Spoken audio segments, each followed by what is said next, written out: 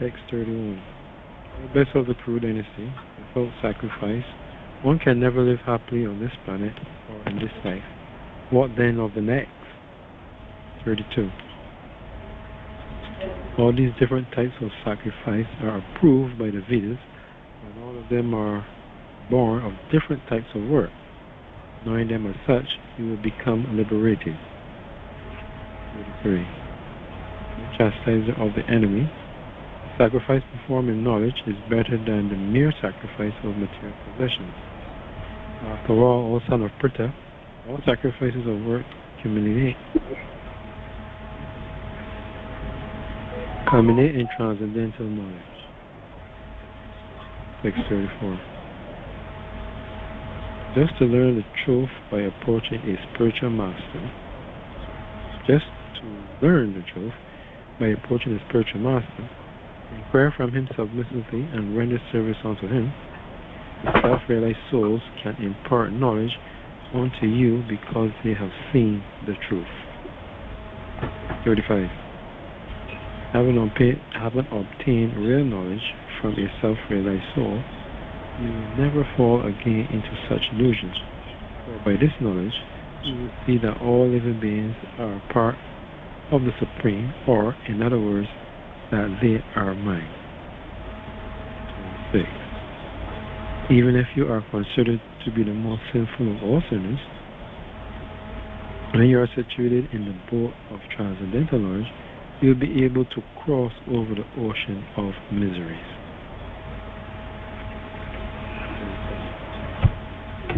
The blazing fire turns firewood to ashes. O Arjuna, so does the fire of knowledge burn to ashes all reactions to material activity. 38. This world is nothing so sublime and pure and transcendental as transcendental knowledge. Such knowledge is the mature fruit of all mysticism. And one who has become accomplished in the practice of devotional service enjoys this knowledge within himself in due course of time. A faithful man who is dedicated to transcendental knowledge and who subdues his senses is able to achieve such knowledge, and having achieved it, he quickly attains the supreme spiritual peace. By ignorant and faithless persons who doubt the revealed scriptures do not attain God consciousness. They fall down. For the doubting soul there is happiness neither in this world nor in the next. One who acts in devotion service, renouncing the fruits of his actions, and whose doubts have been destroyed by transcendental knowledge, is situated factually in the self. Thus he is not bound by the reaction of work, or conqueror of riches. 42. Therefore, the doubts which have arisen in your heart out of ignorance should be slashed by the weapon of knowledge.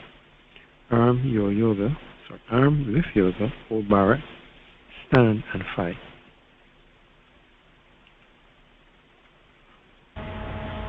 All right. So from text 31 onwards,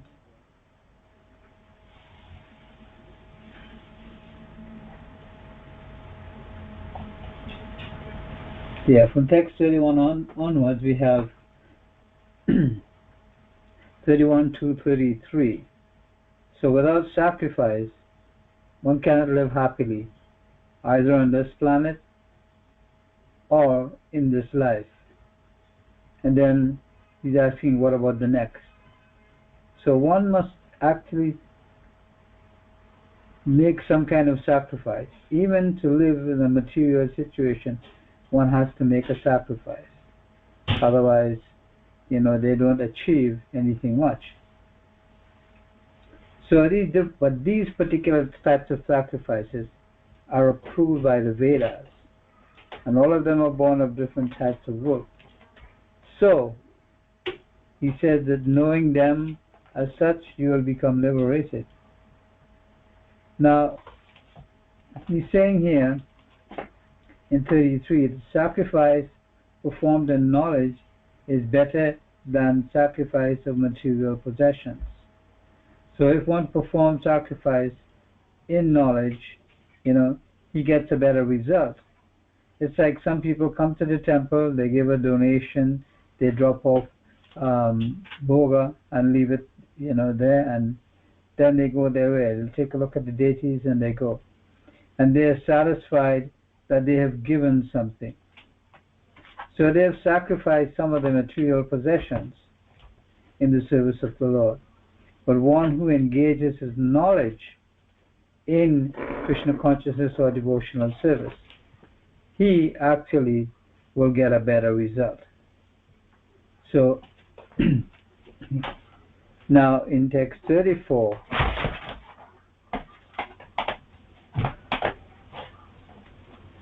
this famous verse there, text 34 is Tadvidi pranipatena pariprashnena sevaya uparikshanti te jnanam jnaninas tattvadarshana.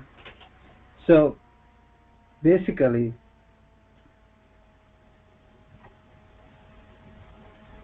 one should try to learn the truth.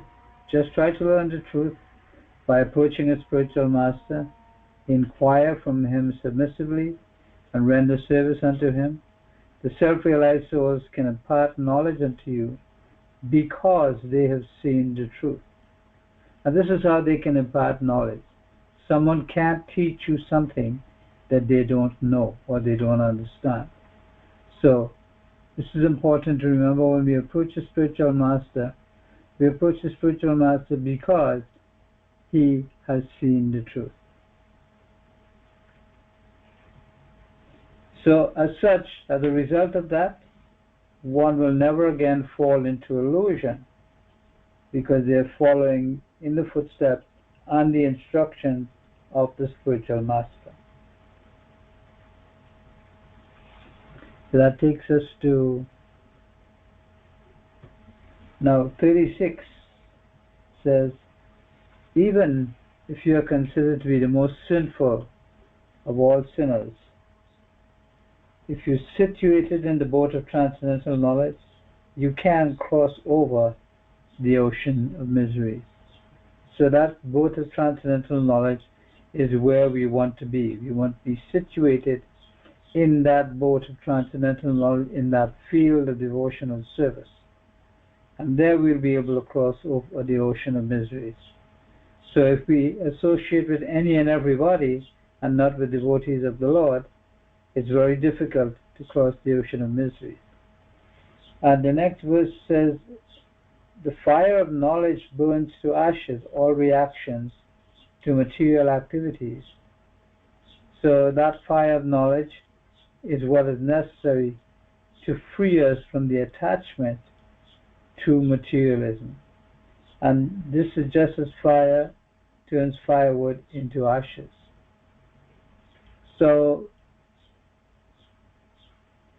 also, even if you are considered to be the most sinful of all sinners, so even the sinful people who are considered to be sinful, when they are situated in the boat of transcendental knowledge, then what happens to them is they come into a better situation. So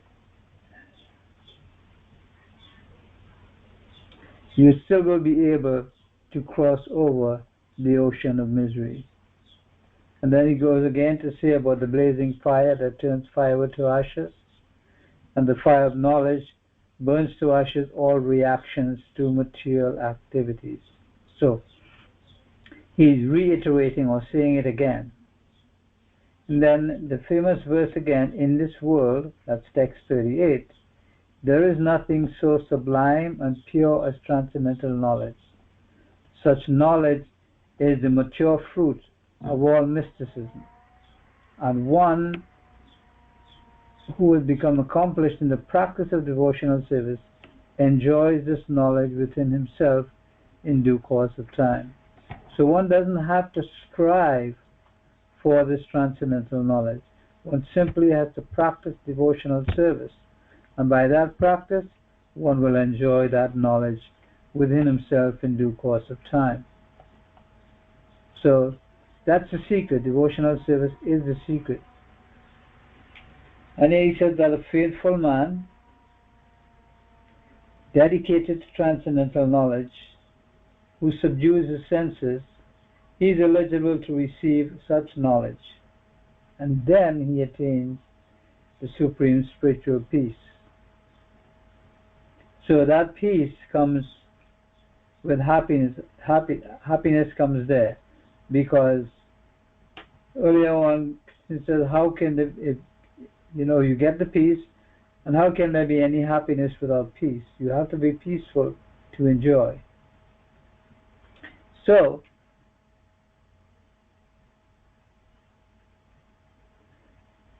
one who acts in devotional service is not bound by the reactions of work.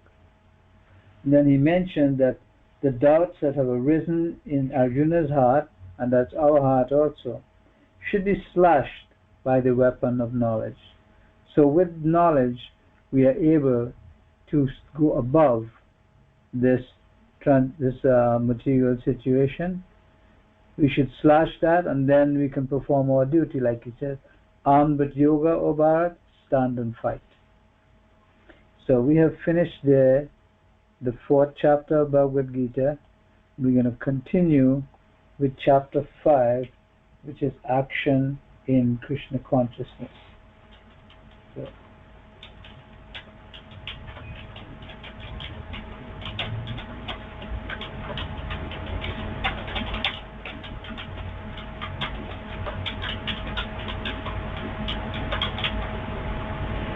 All right, so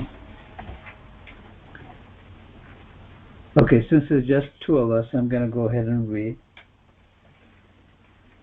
Text 1. Arjuna said, O Krishna, first of all, you ask me to renounce work, and then again you recommend work with devotion. Now will you kindly tell me definitely which of the 2 is more beneficial? The personality of Godhead replied, the renunciation of work and work in devotion are both good for liberation, but of the 2, work in devotional service is better than the renunciation of work. So these 2 verses are linked, and that's text 1 and 2.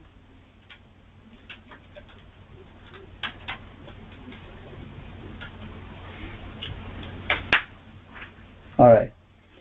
So here he's saying, Arjuna is saying, first of all, you recommend work, and then you ask me to renounce work, and then you again recommend work with devotion.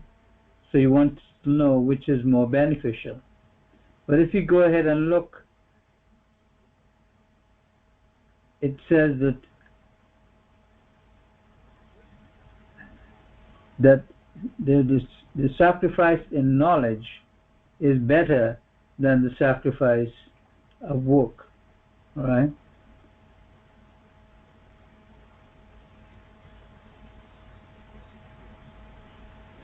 Yeah, this is 33. O Chastraranvi, the sacrifice performed in knowledge is better than mere sacrifice of material possessions. After all, O son of Pita, all sacrifices of work culminate in transcendental knowledge. So basically he is saying that everything will culminate in transcendental knowledge. And so Arjuna is asking the question, and he's giving the answer. Alright, so you can read from text 3.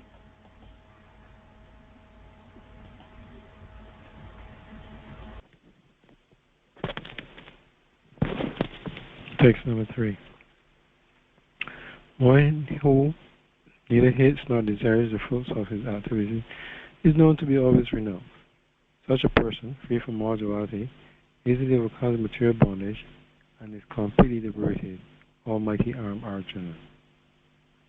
When the ignorant speak of devotional service, Karma Yoga has been different from the analytical study of the material world, Sankhya. Those who are actually learning say that he who applies himself well to one of these paths achieves the result of both. 5. One who knows that the position reached by means of analytical study can also be attained by devotional service, and who therefore sees analytical study and devotional service to be on the same level, sees things as they are. Text 6. Many renouncing all activities, yet not engaging in devotional service of the Lord, cannot make one happy. But a thoughtful person engaged in devotional service can achieve the supreme without delay. 7. One who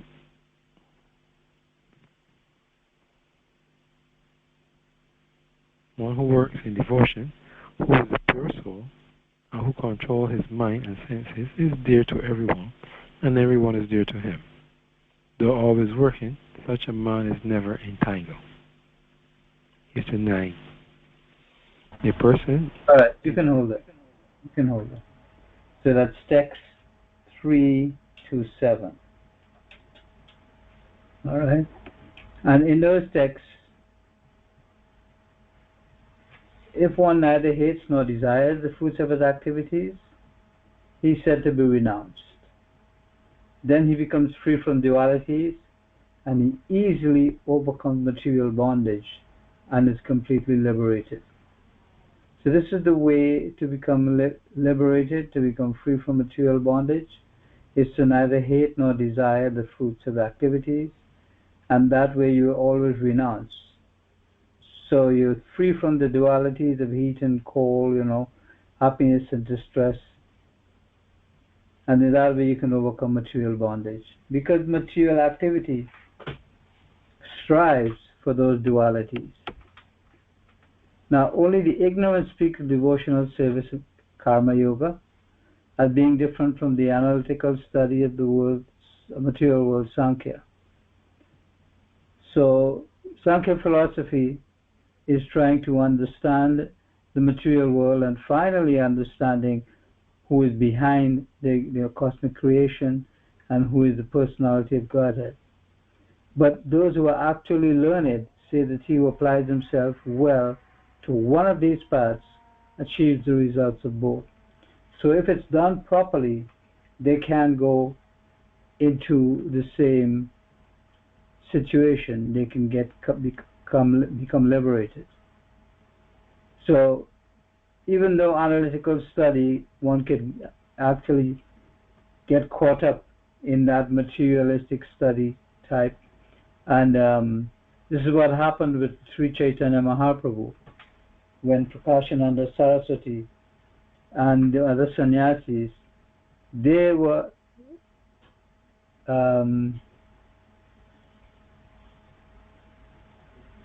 not devotees of the Supreme Lord. So they were studying Sankhya, and they asked him why he would study Sankhya, why he didn't study Sankhya. And he said his spiritual master told him that he was ignorant and he should just chant the Hare Krishna mantra. So this is applying oneself to either one of the paths. So one who knows that the position reached by the means of analytical study can be attained by devotional service, and who therefore sees analytical study and devotional service to be on the same level, sees things as they are. Because the purpose of analytical study is to come to the platform of devotional service. But if one merely renounces all activities and doesn't engage in devotional service, that cannot make him happy. But a thoughtful person engaged in devotional service can achieve the supreme without delay.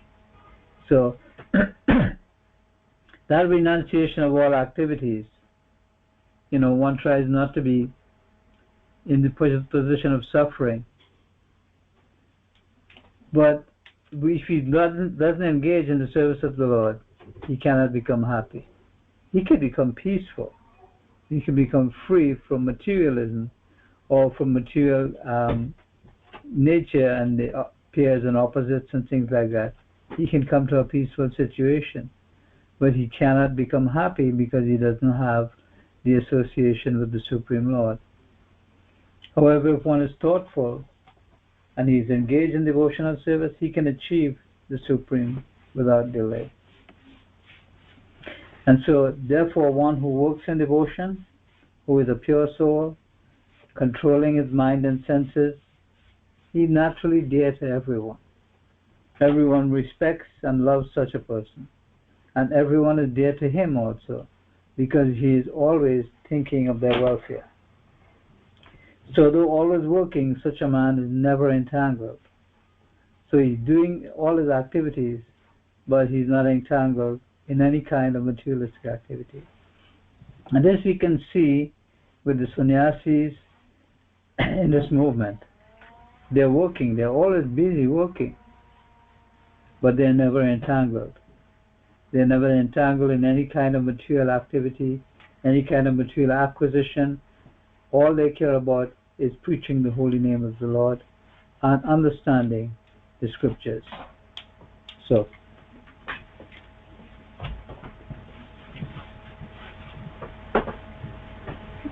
all right, so we can continue with text 8 and 9.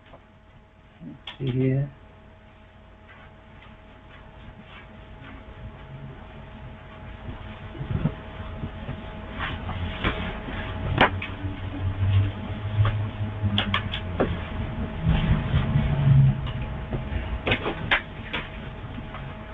All right, each as a person in the divine consciousness, although engaged in seeing, hearing, touching, smelling, eating, moving about, sleeping, and breathing, always knows within himself that he actually does nothing at all, because while speaking, evacuating, receiving, or opening or closing his eyes, he knows that only the material senses are engaged with their objects and that he is aloof from them.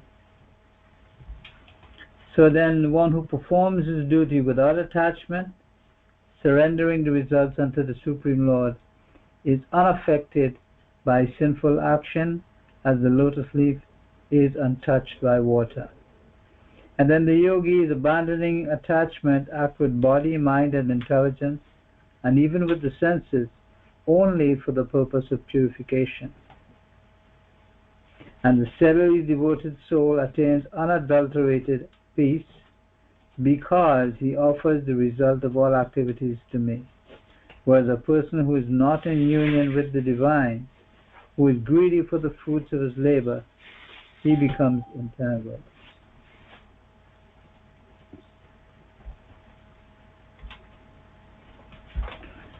Okay, so that goes up to 12.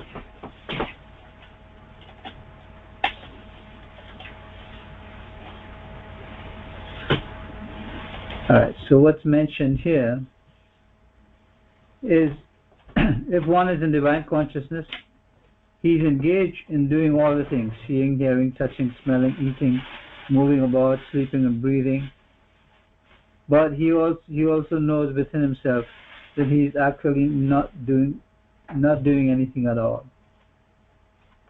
Because while speaking, evacuating, receiving, or opening or closing his eyes, he knows that only the material senses are engaged with their objects, that he's aloof from them. So it's like we can see in our perception from boyhood to youth to our prime, and then coming up to old age, disease, death, we are actually the same person who is experiencing all these things. So it may seem like we are doing it, but it is because of our attachment to material nature. It's only the material senses that are engaged with their sense objects. But once we pull ourselves out of that, we are free from it. And this is why I said that person in divine consciousness is aloof from them. So if one performs his duty without attachment, and he surrenders the results unto the Supreme, he is unaffected by sinful action. So this is how to become unaffected by sinful action. As the lotus leaf is untouched by water. So the lotus leaf, you pour water on it, the water runs right off. It doesn't get wet. So this is how the person who performs the duty without attachment, he is unaffected by sinful reaction. And then the yogis abandoning attachment act with body, mind, intelligence, and even with the senses, but they act only for the purpose of purification. They don't have any other motive. Here it said that the steadily devoted soul attains unadulterated peace because he offers the results of all activities to me. Whereas a person who is not in union with the divine, who is greedy for the fruits of his labor, becomes entangled. So here, if we offer our activities to the Supreme Lord, we become steadily devoted and we attain unadulterated peace. Whereas people who are not in union with the divine, they're greedy for the fruits of their labor, and naturally they become entangled, thinking that these things belong to them. And so we stopped at 12. Alright. Guru Prabhu, please accept my obeisances. Glories to Prabhupada. And you can read text 13 of chapter 5, Karma Yoga, Action and Krishna Consciousness. Hare Krishna Prabhu, please accept my humble obeisances. All glories to Srila Prabhupada. Text 13. When the embodied living being controls his nature and mentally renounces all actions, he resides happily in the city of 9 gates, the material body, neither working nor causing work to be done. Text 14. The embodied spirit, master of the city of his body, does not create activities, nor does he induce people to act, nor does he create the fruits of action. All this is enacted by the modes of material nature. Text 15. Nor does the Supreme Lord assume anyone's sinful or pious activities. Embodied beings, however, are bewildered because of the ignorance which covers their real knowledge. Text 16. When, however, one is enlightened with the knowledge by which nescience is destroyed, then his knowledge reveals everything, as the sun lights up everything in the daytime. Text 17. When one's intelligence, mind, faith, and refuge are all fixed in the Supreme, then one becomes fully cleansed of misgivings through complete knowledge and thus proceeds straight on the path of liberation. Text 18. The humble sages, by virtue of true knowledge, see with equal vision a learned and gentle Brahman, a cow, an elephant, a dog, and a dog-eater, outcast. Text 19. Those whose minds are established in sameness and equanimity have already conquered the conditions of birth and death. They are flawless like Brahman, and thus they are already situated in Brahman. Text 20. A person who neither rejoices upon achieving something pleasant, nor laments upon obtaining something unpleasant, who is self-intelligent, who is unbewildered, and who knows the signs of God, is already situated in transcendence. Text 21. Such a liberated person is not attracted to material sense pleasure, but is always in trance, enjoying the pleasure within. In this way, the self-realized person enjoys unlimited happiness, for he concentrates on the Supreme. Text 22. An intelligent person does not take part in the source of misery, which are due to contact with the material senses. O son of Kunti, such pleasures have a beginning and an end, and so the wise man does not delight in them. Okay, you can hold that. So you went up to text 22.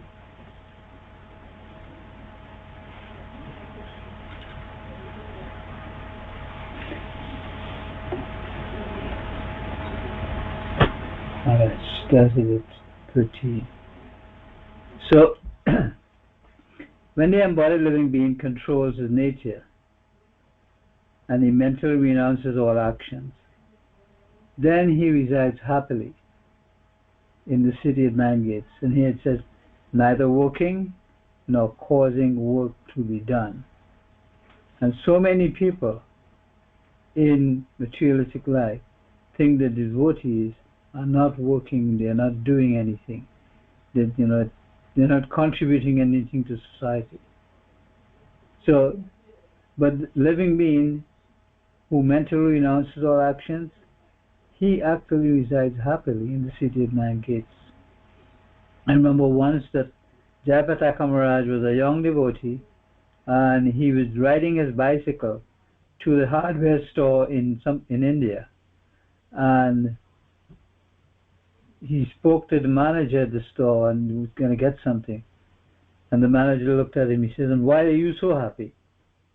Because he's riding a bicycle. The manager at the store, he has multiple cars that he can, and he has drivers and all of that.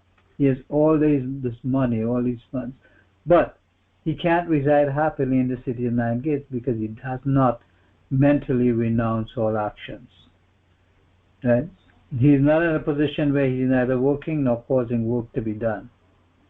He's trying to control material nature, which of course he can't.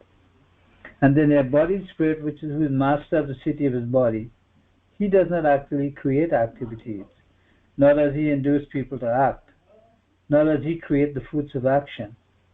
I'm here to say that all this is enacted by the modes of material nature. And this is why the attachment to material nature is such a difficult thing. Then, nor does the Supreme Lord assume anyone's sinful or pious activities. Embodied beings are bewildered because of the ignorance which covers their real knowledge. And this is also a famous verse, which is Narate Kasyashit Papam Nachaiva Sukritam Vibhu Agyanina Avritam Gyanam Tena Muyanti Jantavaha. So,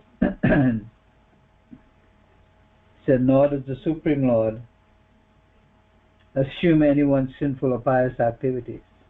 So some people might think, well, the Supreme Lord is the one who causes these activities, but that's not the situation. The living entity is the one who causes that, and he creates his own sinful activities or pious activities. And these embodied beings are bewildered because of the ignorance which covers their real knowledge. So that's Narate Kasyashit Papam. So when one is enlightened with knowledge by which niscience and destroy, then his knowledge reveals everything as the sun lights up everything in the daytime. And this is another famous verse. Jnanena tutara jnanam yesham nasitam atmana tesham adityavat jnanam prakashayati tatparam. So that's another famous verse in this part of the reading. That's 5:16.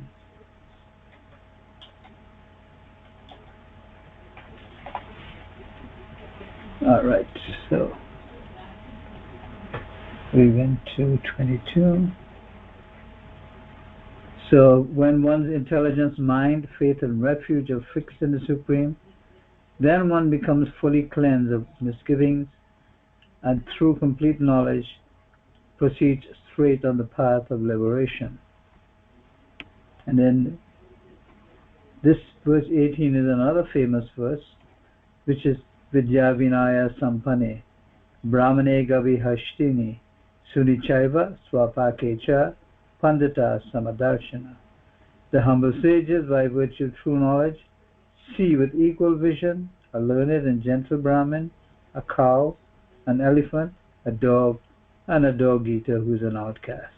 So that's also 5:18.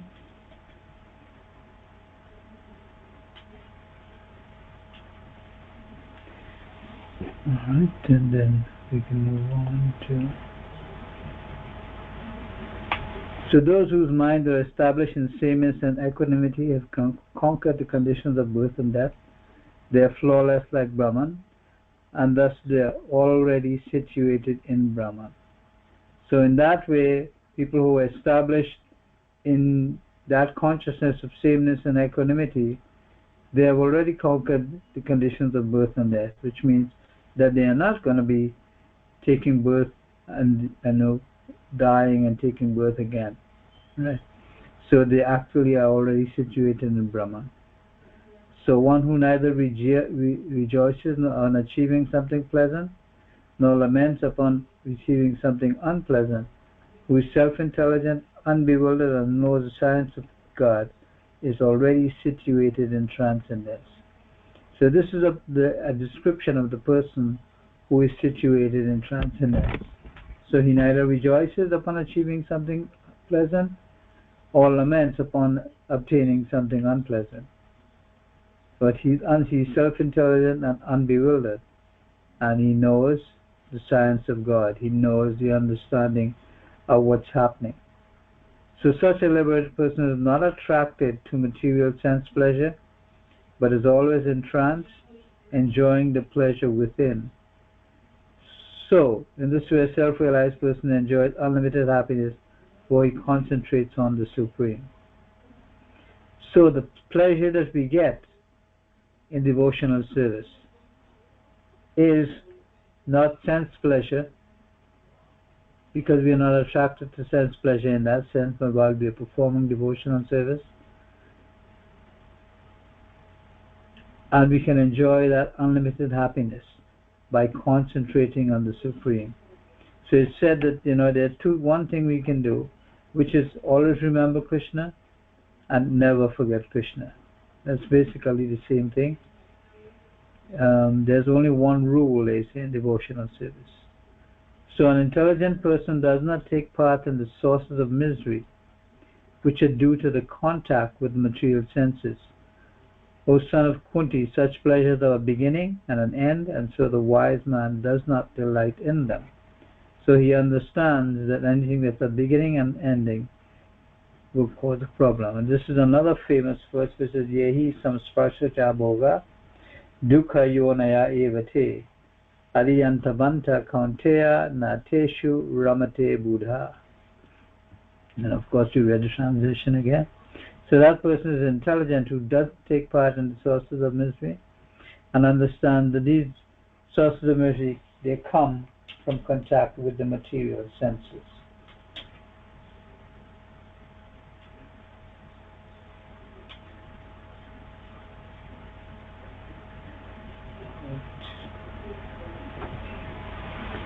Okay, so we're at 23 now. Okay, so Lord Prabhu, you can go ahead and read from 23.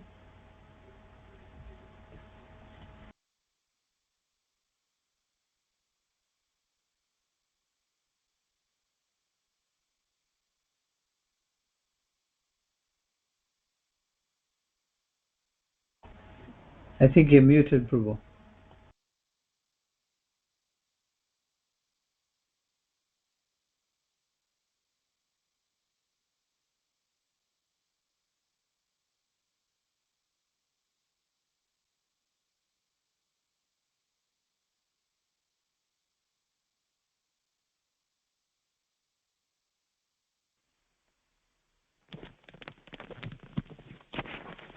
You talking to me, Prabhu? Hello?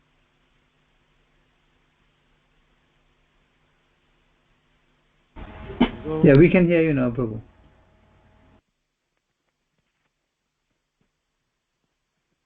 6:22. An intelligent person does not take part in the sources of misery, which are due to contact with the material senses. O son of Kunti, such pleasures have a beginning and an end, and so the wise man does not delight in them. 23.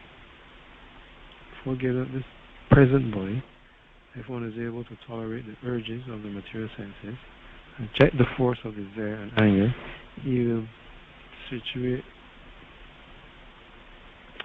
well situated and is happy in this world. 24. One whose happiness is within, who is active and rejoices within, and whose aim is inward, is actually the perfect mystic. He is liberated in the Supreme, and ultimately he attains the Supreme. 25. Those who are beyond the dualities that arise from doubts, whose minds are engaged with him, who are always busy working for the welfare of the living beings, and who are free from all sins, achieve liberation in the Supreme. 26. Those who are free from anger and all material desires, who are self-realized, self-disciplined, and constantly endeavoring for perfection, are assured of liberation in the Supreme in the very near future. All right, so you can hold that.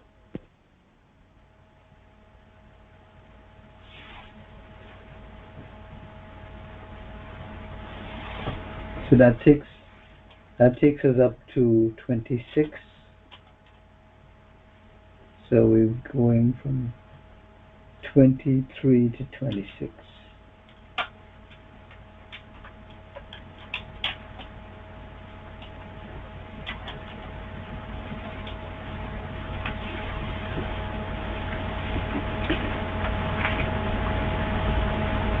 All right, so the idea continues, but it says here, before giving up this present body, if one is able to tolerate the urges of the material senses and check the force of desire and anger, he is well situated and is happy in this world. So first of all, he has to control the senses and check the force of desire and anger. Then one whose happiness is within, who is active and rejoices within, whose aim is inward, is actually the perfect mystic, and he is liberated in the Supreme, and ultimately he attains the Supreme. So those who are beyond the duality that arise from doubts, whose minds are engaged within, are always busy working for the welfare of all living beings, and who are free from all sins, they achieve liberation in the Supreme.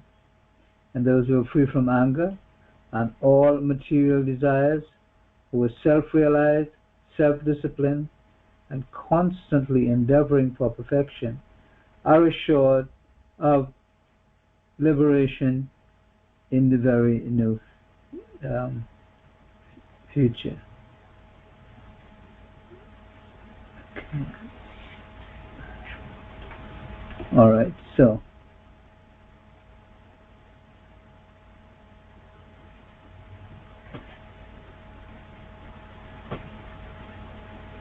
basically the idea is that the attachment to material senses and the forces of desire and anger, those things will make one unhappy in the material world. But then if one's happiness is within, it doesn't come from sense objects or material acquisition, but it's within. It's based on the attachment to the Supreme, and whose aim is inward, is actually the perfect mystic, and he is liberated in the Supreme, and ultimately he will attain the Supreme. So in that case, one can remember the Supreme Lord at the time of death, because he's always thinking of the Supreme Lord and always engaging in activities for the Supreme, and always relishing the presence of transcendental knowledge and the Supreme Lord within himself. So those who are beyond the dualities that arise from doubts, whose minds are engaged within, who are always busy working for the welfare of all living beings, and who are free from all sins, achieve liberation in the Supreme. And this is like, Srila Prabhupada, he wasn't concerned with the dualities. His mind was always engaged within, and he was always busy working for the welfare of all living beings. And he was freed from all sins. So he achieved liberation in the Supreme. And many devotees following him have taken up his mood and acting like that. And then those who are free from anger and all material desires, who are self-realized, self-disciplined, and constantly endeavoring perfection, are assured of liberation in the Supreme, in the very near future. So one can become Jivatma. One can become Jivatma or liberated even while in this material situation. Alright, so we can do text 27. Alright. So Varun Prabhu, you can read text 27 onwards. Yes, Prabhu. Text 27-28.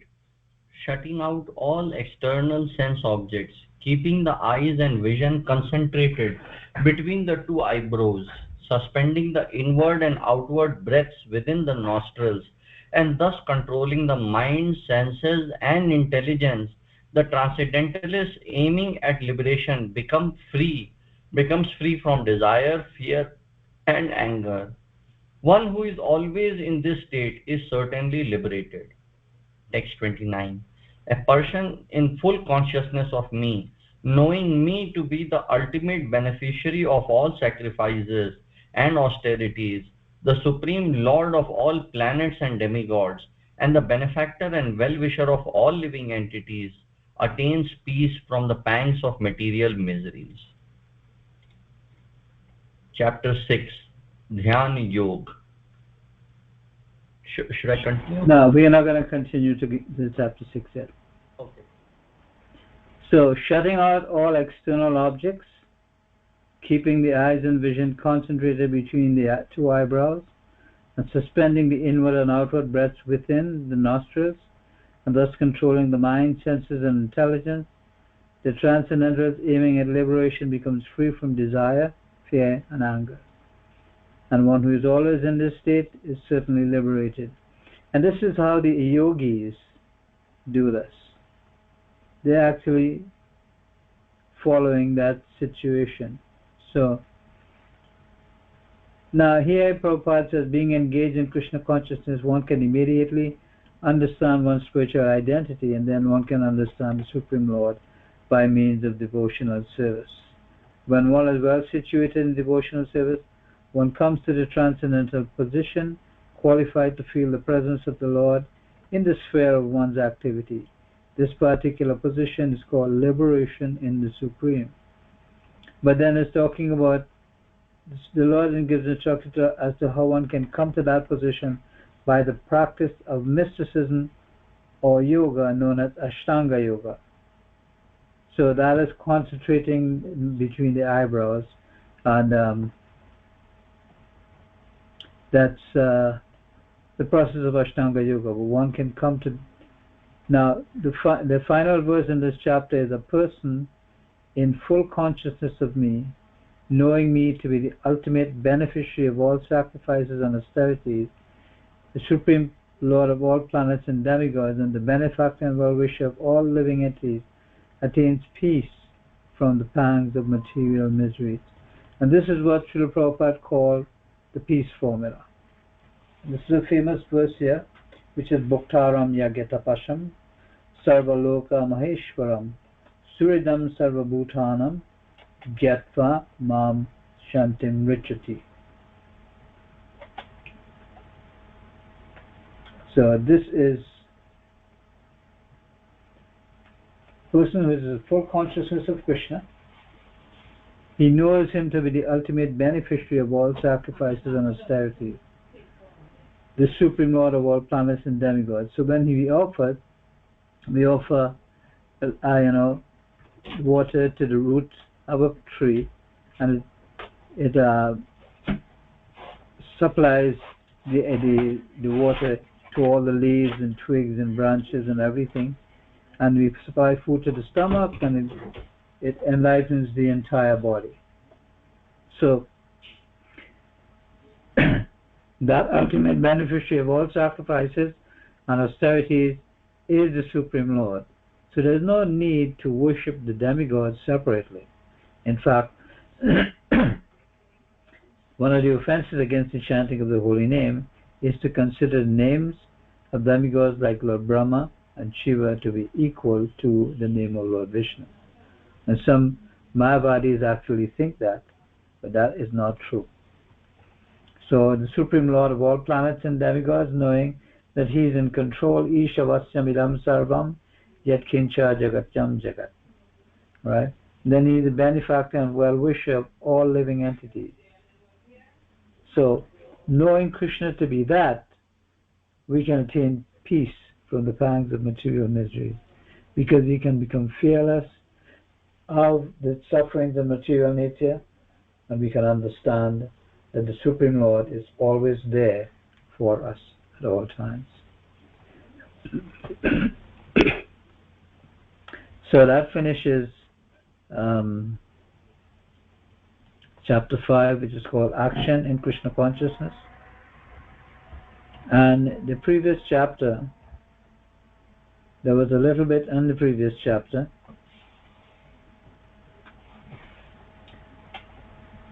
And that was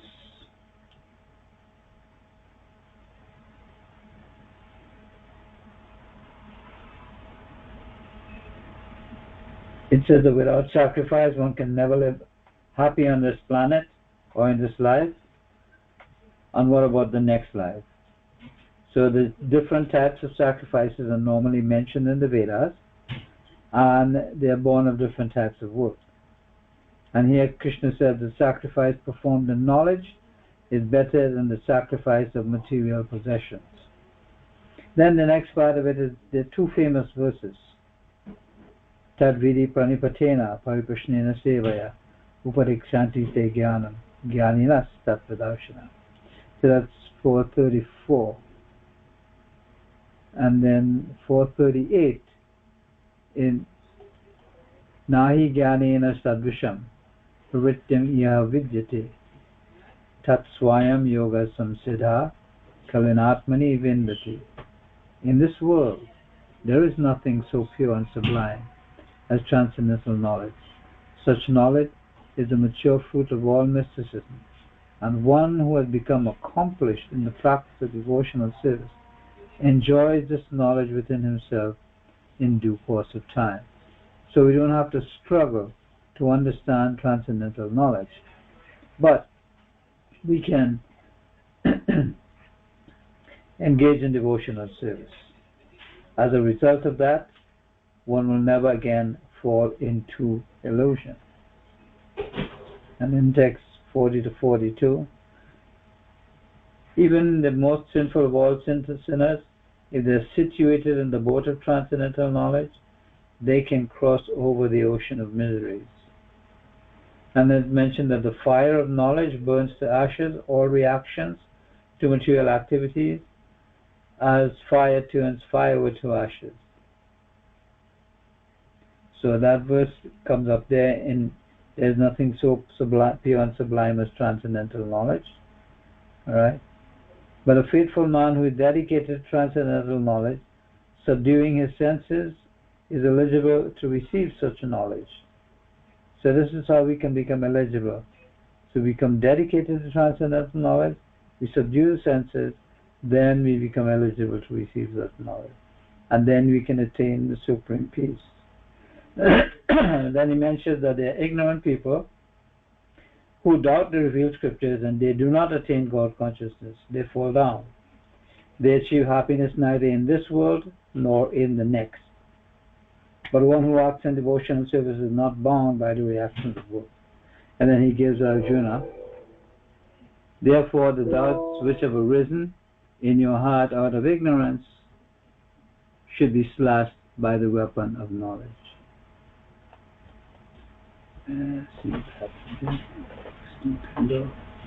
Okay.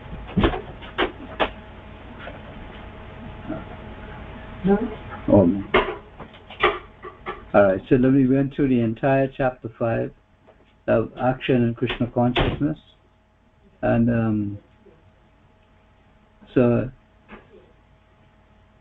I think we went through this, so we have an idea of what's in here.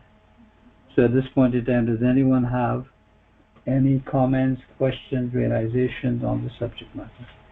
Thank you. Yes, I have a comment slash I wanted clarification also. So I think so Lord Krishna has mentioned in the Bhagavad Gita that this whole world is a place of miseries. It's a dukhalaya. It is a house of miseries. It from that it and it is temporary also. The next thing, it seems like we are here, all the jivas, living souls, we are here kind of serving out a sentence, kind of, we are here because we wanted to enjoy independently of Lord Krishna, and we are kind of, we are allowed, we are given these material senses, and we try to enjoy, but we are actually more in bondage through those material senses. To me it almost seems like, so most of our life situations are actually quite harsh. They are full of misery, they are full of lots of problems. It's just the way it is. I think even in the face of that, all that misery and the pangs from the material, the pangs of material misery, even in those, in the face of all those, if we continue and persevere to keep doing devotional service, irrespective of all these things, I think to me that means that's the form of surrender. I think to me that means surrender. Like even in the face of material miseries, our senses who are trying to, and Maya, who are all trying to draw us away from Lord Krishna, and we have these material situations, we are very hard, but still, if we keep persevering in devotional service, I think that is surrender to me. So I just wanted, I would like to hear your opinion on it. It is surrender because it's taking shelter of the Supreme Personality of Godhead. So a man of intelligence. Now, what happened is Krishna gave us, he gave men and demigods, and he gives sacrifice. So by the performance of sacrifice, what happens is the demigods are satisfied, the human beings are satisfied, they live happily, and at the end they can get liberation. So there is happiness in this world, but it's happiness leading to liberation. It's not happiness from material sense gratification. And that's where the surrender is. What do you think? Yes, Prabhuji, I think you are right. I think that is there. Like I mean, at least from my personal standpoint, you are absolutely right. Like doing devotional service in the temple, at least to me, it has given so much peace and so much, like literally peace. I mean, and now I have been able to experience some joyfulness, happiness, going in the evening aarti and daily.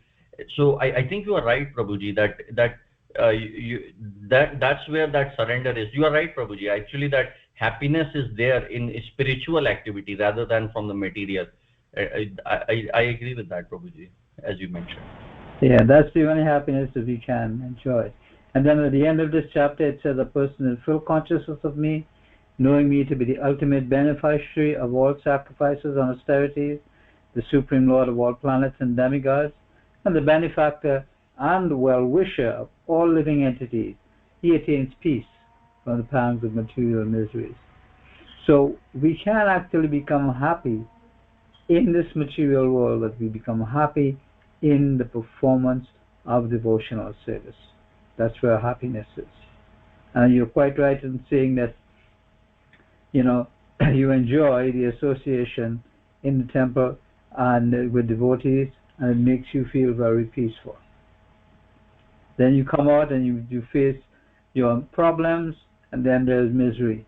But if we stick to the fact of serving the Supreme Lord and always remembering the Lord and knowing that He's a well-wisher of all living entities, we can attain peace from those pangs of misery. Yes, Prabhuji, I completely agree. Actually, you are absolutely right. The Sanga of the devotees, the association of the devotees, the devotional service, temple, that's why is like, it's really the best thing. I mean, and you are right, Prabhuji, that actually helps in dealing with the material miseries. I noticed that the material miseries don't affect you so much. I mean, they don't disturb you so much, even though the material miseries from sometimes it gets even, the outcomes are, or the results are even harsher, but they don't affect you as much. You don't get disturbed by them that much. and you are able to recover from those things much faster. I have noticed those things. Yes, Prabhuji.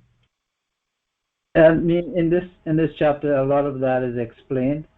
All right, and this is why work, action in Krishna consciousness is what is good for us. So, I think you got something out of the reading, and we can stop here tonight. And at this point in time, Srila Prabhupada ki jai, Srimad Bhagavad Gita ki jai, Kara Premanandi Hari Hari Bol. Thank you, Prabhuji.